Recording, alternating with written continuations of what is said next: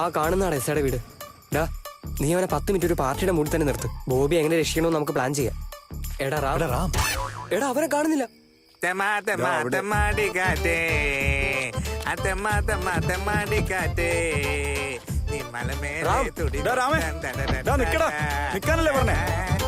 എന്താടാ? 1 മിനിറ്റ് നിക്ക്, എല്ലാം ഒന്ന് പ്ലാൻ ചെയ്യണം. ഇനി എന്ത് പ്ലാനാടാ? പാർട്ടിക്ക് സമയമായില്ലേ?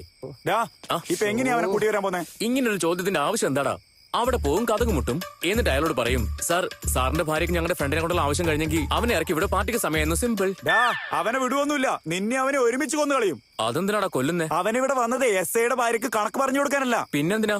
അവളുടെ ഭർത്താവിന് നൈറ്റ് ഡ്യൂട്ടിക്ക് പോയപ്പോ നൈറ്റ് ഡ്യൂട്ടിക്ക് പോയാൽ പിന്നെ അയാളുടെ കെട്ടിയോള് തന്നെയല്ലടാ ഉള്ളൂ. ഒരു കൂട്ടിന് വേണ്ടി അവൻ വന്നതാണ്.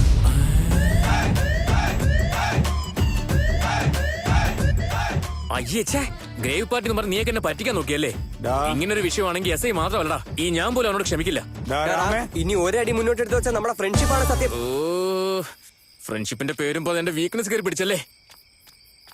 ശരി, നിന്റെയൊക്കെ പ്ലാൻ എന്താണെന്ന് പറഞ്ഞു തൊലയ്ക്ക്. നമ്മൾ എസ് ഐയുടെ വീട്ടിലെ ഡോറിൽ മുട്ടി എസ് ഐയോട് സംസാരിച്ചോണ്ട് നിൽക്കണം. ആ സമയം കൊണ്ട് ബോബിനെ അയാളുടെ വൈഫ് ബാക്ക് ഡോർ വഴി പുറത്താക്കും. സത്യ, ഈ വില്ലേജ് വന്നിട്ട് അതും രാത്രി 10 മണിക്ക് എസ് ഐയുടെ വീട്ടിൽ ചെന്ന് അയാളെ പുറത്ത് വിളിച്ചിറക്കി സംസാരിച്ചോണ്ട് നിൽക്കാൻ അയാൾ നിന്റെ ഫ്രണ്ടാണോ? ഈ സമയത്ത് നമ്മൾ എസ് ഐന്റെ വീടിന്റെ ഡോറിന് മുട്ടണമെങ്കിൽ നമുക്ക് സ്ട്രോങ് ആയിട്ടുള്ള ഒരു റീസൺ വേണം. അത് എമർജൻസി ആയിരിക്കണം. സാർ, കാക്കനാട് ഒരു വലിയ ആക്സിഡന്റ് നടന്നു. അതെ സർ. അവൻ ഗുരുതര പരിക്കോടെ ഹോസ്പിറ്റൽ ഐസിയുല. എല്ലാം അന്വേഷിച്ചപ്പോ ഈ നാട്ടിലെ ചെറുക്കനാന്ന് അറിഞ്ഞു. നമ്മുടെ പ്ലാൻ കലക്കിടാം. വിക്കി, നീ വീടിന്റെ പുറകിലത്തെ വാതിൽ ചെന്ന് ബോബിനെ വിളിച്ചോണ്ട് വരാൻ നോക്ക്. നമുക്ക് സംസാരിച്ച് മൈൻഡ് മാറ്റാം. ഇവിടെ വാടാ. എന്താടാ? ആ കഥകിന് മുട്ടല്ലേ? എന്തു പറ്റി? ഈ വീടിന് ബാക്ക് ഡോർ ഇല്ലടാ. ബാക്ക് ഡോർ ഇല്ലെന്നോ? അവനെ ഇങ്ങോട്ട് വിളിക്ക്. എന്താടാ? ഇങ്ങ് വന്നേ. എന്താ അവിടെ നിന്നേ? ആരാ നിങ്ങളൊക്കെ? എന്താ വേണ്ടത് നിങ്ങൾക്ക്?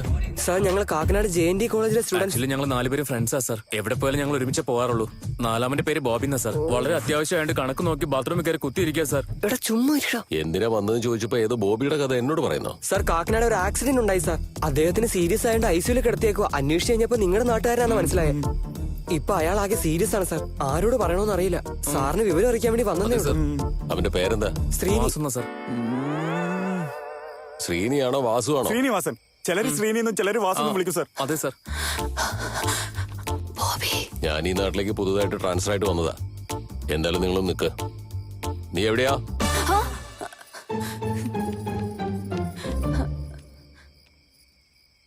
ഇവര് പറയുന്ന ശ്രീനി എന്ന് പറയുന്ന ആളെ നിനക്കറിയോ? എനിക്കാരും അറിയില്ല. ഇവരാരും അറിയില്ല. അടുത്ത വീട്ടിലെ മഹേഷിനോടൊന്ന് ചോദിച്ചേ.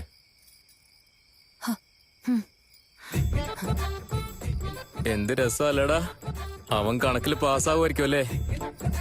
ഡിസ്റ്റിങ്ഷൻ വാങ്ങാൻ വഴിയുണ്ടടാ. നിനക്കെങ്ങനെ അറിയാടാ? ചില ആൻസർ ഫേസ് നോക്കിയും നടക്കുന്ന നോക്കിയും പറയാൻ പറ്റും.